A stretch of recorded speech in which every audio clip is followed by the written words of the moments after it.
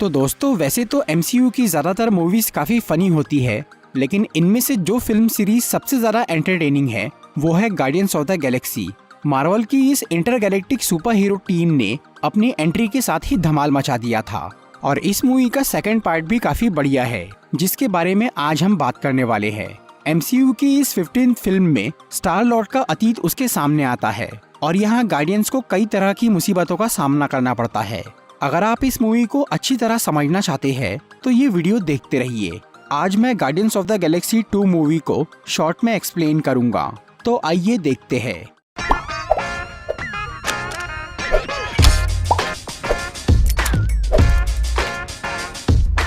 इस मूवी की story part 1 के कुछ महीने बाद की है। पीटर क्विल यानी स्टार लॉर्ड और उसके साथी अब गार्डियंस ऑफ द गैलेक्सी के नाम से मशहूर हो गए थे, क्योंकि उन्होंने एक बार गैलेक्सी को बचाया था। इसीलिए सबने उन्हें हीरोज मान लिया था और इसी वजह से सोवेरेन नाम की एक एलियन प्रजाति गार्डियंस से मदद मांगती है। सोवेरेन के पास कुछ बहुत ही पावरफुल बैटरीज थी जो कि एक मॉन्स्टर ने चुरा ली थी। इसीलिए वो लोग गार्डियंस को वो बैटरीज वापस लाने के लिए बोलते हैं। फिर गार्डियंस उस मॉन्स्टर को मार के उससे वो बैटरीज ले लेते हैं, जिसके बदले में सोवेरेन नेबुला को उनके हवाले कर देते हैं। नेबुला, जो कि गमोरा की मुंह बोली बहन थी, वो कुछ टाइम से सोवेरेन की कैद में थी और क्योंकि नेबुला के सर पे बहुत बड़ा इनाम था, इसीलिए गार्डियंस ने उन बैटरीज के बदले में सोवेरेन से नेबुला की मांग की थी। फिर गार्डियंस नेबुला को लेकर वहाँ से निकल जाते हैं, लेकिन इधर रॉकेट रकून ने उन बैटरीज को खुद के लिए चुरा लिया था और जब ये बात सोवेरेन को पता चलती है तो वो लोग गार्डियंस को मारने के लिए बहुत सारे ड्रोन्स भेजते हैं, जिसकी वजह से गार्डियंस का स्पेसशिप काफी डैमेज हो जाता है। पर तभी एक अनजान आदमी वहां आकर उनकी मदद करता है और वो एक ही बार में सोवेरेन के सारे ड्रोन्स को तबाह कर देता है। फिर गार्डियंस अपने खराब स्पेसशिप से पास के ही एक प्लेनेट पर लैंड करते हैं और वहाँ पर उन्हें वो आदमी मिलता है जिसने उनकी मदद की थी। वो आदमी असल में पीटर क्विल का पिता था, ईगो। ईगो एक सेलेस्टियल था, यानी एक प्राचीन शक्तिशाली अंतरिक्ष जीव। ईगो का जन्म लाखों साल पहले हुआ था। शुरुआत में वो बस एक दिमाग के रूप में अस्तित्व में था, लेकिन फिर ईगो को अपनी ताकत का एहसास हुआ और उसने अपने दिमाग के आसपास एक सुरक्षा कवच बनाया। फिर उसने कई साल तक इस कवच को बढ़ाते बढ़ाते एक ग्रह जितना बड़ा कर दिया, जिससे ईगो एक जीता जागता ग्रह बन गया। लेकिन इस सब से उसका दिल नहीं भरा। उसे जीने के लिए कोई मकसद चाहिए था, इसलिए उसने ब्रह्मांड में दूसरे जिंदा जीवों को ढूंढना अपना मकसद बना लिया और इस काम के लिए ईगो ने अपनी शक्ति से एक इंसानी शरीर बनाया, जो कि उसके ग्रह और ताकत का ही विस्तार था। और फिर वो जीवन की तलाश करने निकल पड़ा। फिर कई सालों की खोज के बाद ईगो को दूसरे एलियंस मिल ही गए, लेकिन इससे भी उसे खुशी नहीं मिली और तब ईगो ने अपने जीवन का एक नया मकसद बनाया। उसने ये तय किया कि अब वो पूरे ब्रह्मांड में अपना विस्तार करेगा और सभी प्लैनेट्स को अपने रूप में ढाल देगा। इस काम के लिए उसने ब्रह्मांड के लगभग सभी ग्रहों पर अपने बीज बो दिए ताकि वो उन प्लैनेट को टेराफॉर्म करके अपने जैसा बना सके। लेकिन उन सीड्स को लगाने के बाद ईगो को ये महसूस हुआ कि उसमें इतनी पावर नहीं है कि वो उन सीड्स को एक्टिवेट करके प्लैनेट्स को टेराफॉर्म कर सके। इस काम के लिए उसे अपने जैसे ही एक और सेलेस्टियल की जरूरत थी, पर क्योंकि ईगो दूसरे किसी सेलेस्टियल को जानता नहीं था, इसलिए उसने अपना बच्चा पैदा करने का सोचा ताकि उसे अपने जैसा एक और सेलेस्टियल मिल सके। इसके बाद ईगो ने एक एक करके कई एलियन औरतों से रिश्ते बनाए और उनकी मदद से बच्चों को जन्म दिया। ईगो अक्सर किसी भी औरत से रिश्ता बनाने के बाद उसे छोड़कर चला जाता था और बाद में उसके बच्चे को लाने के लिए एक आदमी को भेजता था जिसका नाम था योंडू ओडोंटा। योंडू एक लुटेरा एलियन था जो कि रेवेजर्स ग्रुप का मेंबर था। हालांकि रेवेजर्स लोगों का ये उसूल था कि वो किसी को किडनैप नहीं करते थे, लेकिन ईगो ने योंडू को इस काम के लिए बहुत पैसे दिए, इसीलिए वो ईगो का डिलीवरी मैन बन गया, जिसकी वजह से योंडू को रेवेजर्स के ग्रुप से निकाल दिया गया। पर उधर सबसे बड़ी हैरानी की बात ये थी कि ईगो के किसी भी बच्चे में उसका सेलेस्टियल डीएनए नहीं था। हर बार डिलीवरी होने पर जब ईगो ये देखता कि उसमें वो शक्तियाँ नहीं है, तो वो उसे खत्म कर देता और अपने प्लेनेट के नीचे दफन कर देता। इस तरह से ईगो ने कई बच्चे पैदा किए और बाद में उन्हें ठिकाने लगा दिया। लेकिन फिर 1980 में ईगो पृथ्वी ग्रह पर पहुंचा और वहाँ वो मेरेडिथ क्विल नाम की एक लड़की से मिला जिससे उसे सच्चा प्यार हो गया।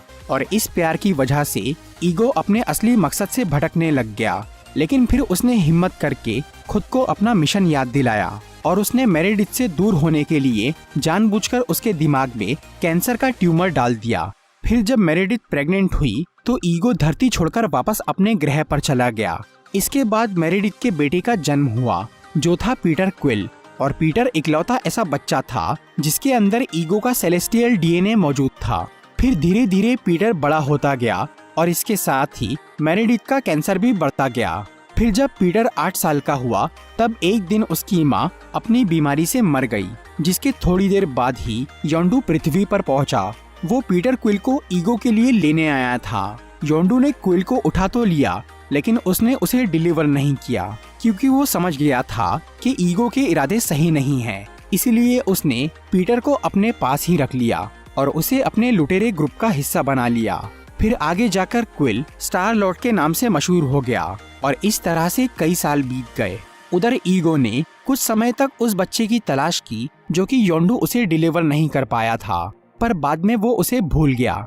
लेकिन फिर 2014 में जब स्टार लॉर्ड और उसके दोस्तों का रोनन से सामना हुआ और क्विल ने पावर स्टोन को अपने हाथ में उठाया तो ये खबर दूर दूर तक फैल गई कि पृथ्वी का एक आदमी एक इन्फिनिटी स्टोन को छूकर भी जिंदा बच गया।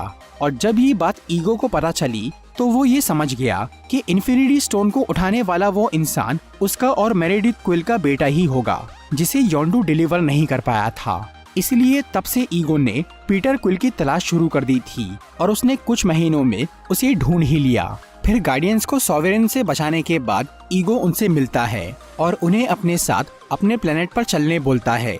लेकिन क्योंकि गार्डियंस का स्पेसशिप खराब हो गया था इसीलिए रॉकेट और ग्रूट उसे ठीक करने के लिए वहीं रुकते हैं और वो नेबुला को भी वहीं कैद रखते हैं। और पीटर, गमोरा और ड्रैक्स ईगो के साथ उसके प्लेनेट पर जाने के लिए निकल पड़ते हैं। रास्ते में उनकी मुलाकात ईगो की असिस्टेंट मैंटिस से होती है। मैंटिस असल में ईगो की बेटी थी जिसके बारे में कोई नहीं जानता था। ईगो ने उसे इसीलिए जिंदा रखा था क्योंकि मैंटिस जिस प्रजाति की एलियन थी उनके पास एक खास तरह की शक्ति होती थी जिससे किसी की भी फीलिंग्स को महसूस किया जा सकता था और उसे बदला भी जा सकता था। मैंटिस अपनी इस शक्ति से ईगो को सुलाने का काम करती थी। फिर वो सब लोग उस प्लेनेट पर पहुंच जाते हैं जहां ईगो पीटर, गमोरा और ड्रैक्स को अपनी कहानी सुनाता है, पर वो उन्हें अपना असली मकसद नहीं बताता। इसके बाद वो पीटर को उसकी सेलेस्टियल पावर्स का इस्तेमाल करना सिखाता है। दूसरी तरफ सॉवेरेन की रानी आयशा योंडू से मिलती है और वो उसे गार्डियंस को पकड़ने का काम देती है। तब योंडू और उसके साथी गार्डियंस के स्पेसशिप को ट्रैक करते हुए उस प्लेनेट पर पहुंच जाते हैं जहां रॉकेट वो खराब जहाज सुधार रहा था। वहां पर योंडू ये फैसला करता है कि वो गार्डियंस से सॉवेरेन की बैटरीज छीन के उन्हें छोड़ देगा क्योंकि योंडू पीटर क्विल को अपना बेटा मानता था और वो उसे और उसके साथियों को मुसीबत में नहीं डालना चाहता था। पर बाकी लुटेरों को ये बात पसंद नहीं आती, इसीलिए वो योंडू का विरोध करते हैं। इससे उनके ग्रुप में बगावत शुरू हो जाती है। इसीलिए योंडू अपने याका एरो से उन सबको रोकने की कोशिश करता है, लेकिन तभी नेबुला वहां आकर योंडू के एरो कंट्रोलर को तबाह कर देती है जिससे वो बेहोश हो जाता है।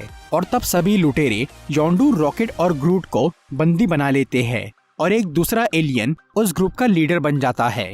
इसी बीच नेबुला एक स्पेसशिप लेकर ईगो के प्लेनेट पर चली जाती है ताकि वो गमोरा को मार सके क्योंकि वो गमोरा से जलती थी। उधर जेल के अंदर रॉकेट और योंडू दोस्त बन जाते हैं और वो वहाँ से बाहर निकलने के लिए ग्रूट से याका एरो का एक दूसरा कंट्रोलर मंगवाते हैं, लेकिन ग्रूट से वो काम नहीं हो पाता। तभी योंडू का एक दोस्त क्रैगलिन वहाँ आता है और वो उन दोनों को जेल से बाहर निकाल देता है। इसके बाद योंडू अपने नए कंट्रोलर से याका एरो का इस्तेमाल करके उन सब लोगों को मार डालता है जो कि उसके खिलाफ थे। इसी बीच योंडू ने रॉकेट को ये बता दिया था कि ईगो कौन है और उसके इरादे क्या है। इसीलिए वो सब पीटर, गमोरा और ड्रैक्स को बचाने के लिए और ईगो को रोकने के लिए उसके प्लेनेट की ओर निकल पड़ते हैं। दूसरी तरफ नेबुला वहां पहुंचकर गमोरा को मारने की कोशिश करती है। फिर उन दोनों में कुछ देर तक लड़ाई होती है, लेकिन आखिर में वो दोनों एक दूसरे से मिल जाते हैं। तभी नेबुला और गमोरा को उस प्लेनेट की एक गुफा में बहुत सारे कंकाल नजर आते हैं जो कि ईगो के बच्चों के अवशेष थे। ये देखकर वो दोनों बहुत डर जाते हैं इसी दौरान मेंटिस ने ड्रैक्स को ईगो की असलियत बता दी थी, क्योंकि वो ईगो से सहमत नहीं थी। तभी नेबुला और गमोरा वहां आते हैं और मेंटिस उन्हें भी ईगो के असली मकसद के बारे में बता देती है। फिर वो सब ईगो को रोकने की तैयारी शुरू करते हैं, लेकिन तब तक काफी देर हो चुकी थी। उधर ईगो ने पीटर को हिप्नोटाइज करके उसे अपने असली मकसद के बारे में बताना शुरू कर दिया था, जिससे पीटर उसके बहकावे में आने लगता है। लेकिन जब ईगो उसे ये बोलता है कि उसने जानबूझकर मेरेडिथ को बीमार किया था, तो ये बात सुनकर क्विल को होश आ जाता है और वो ईगो पर हमला कर देता है। पर इससे ईगो बहुत भड़क जाता है। पहले वो पीटर को राजी खुशी अपने मकसद में शामिल करना चाहता था, लेकिन अब वो जबरदस्ती उसकी शक्ति छीनना शुरू कर देता है, जिससे ईगो के वो सीड्स एक्टिवेट हो जाते हैं और उसका एक्सपेंशन शुरू हो जाता है। लेकिन तभी रॉकेट, योंडो और बाकी सब लोग वहां आ जाते हैं और वो ईगो पे हमला करके पीटर को उसकी पकड़ से छुड़वा लेते हैं, जिससे वो एक्सपेंशन रुक जाता है। फिर वो सब लोग एक स्पेसशिप से ईगो के प्लेनेट की गहराई में चले जाते हैं, ताकि वो उसके दिमाग को तबाह करके उसे मार सके। और वहाँ वो जैसे ही ईगो के दिमाग पर हमला करना शुरू करते हैं कि तभी सॉवेरेन की फौज वहाँ पहुँच जाती है और वो गार्डियंस पर हमला कर देते हैं। उधर ईगो भी उन्हें रोकने के लिए अपने दिमाग के पास पहुँच जाता है, पर तभी मेंटिस ईगो की जड़ों को छूकर उसे कुछ देर के लिए सुला देती है। दूसरी तरफ योंडो और नेबुला मिलकर सॉवेरेन के सभी जहाजों को तबाह कर देते हैं और फिर रॉकेट सॉवेरेन की उन बैटरी से एक टाइम बॉम्ब बनाता है और वो ग्रूट की मदद से उस बॉम्ब को ईगो के दिमाग के ऊपर लगा देता है।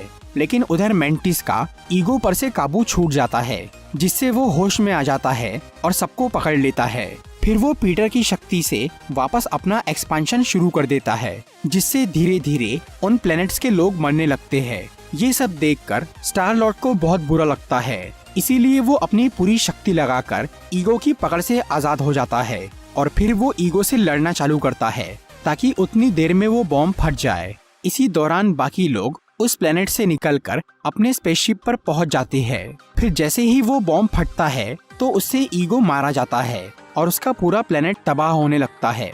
इसके साथ ही पीटर की भी वो सेलेस्टियल वाली शक्ति चली जाती है और अब वो उस प्लेनेट पर अकेला रह गया था। पर तभी योंडू वहां आकर पीटर को वहां से बाहर निकालता है और उसे बचाने के लिए वो अपनी जान गंवा देता है। इसके बाद योंडू का फ्यूनरल होता है, जिसमें पूरे रेवेजर ग्रुप के लोग शामिल होकर उसे श्रद्धांजलि देते हैं। अब नेबुला और गमोरा ने भी अपनी दुश्मनी भुलाकर एक दूसरे को माफ कर दिया था और वो दोनों ये समझ गई थी कि थैनोस ने उनका बचपन बिगाड़ा है। इसीलिए नेबुला थैनोस को ढूंढने और उसे मारने के लिए अकेली निकल जाती है। उधर मेंटिस अब गार्डियंस की टीम में शामिल हो गई थी और वो उनके साथ गैलेक्सी के सफर पर निकल पड़ती है।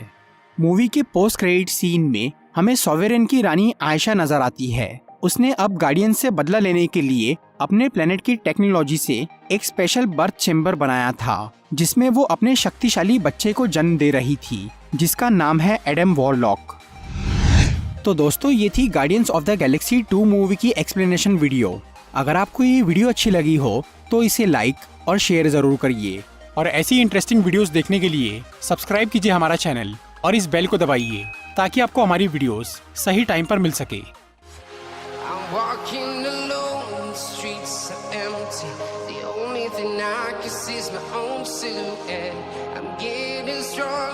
Step by step, the clock is ticking, but there's no time for me.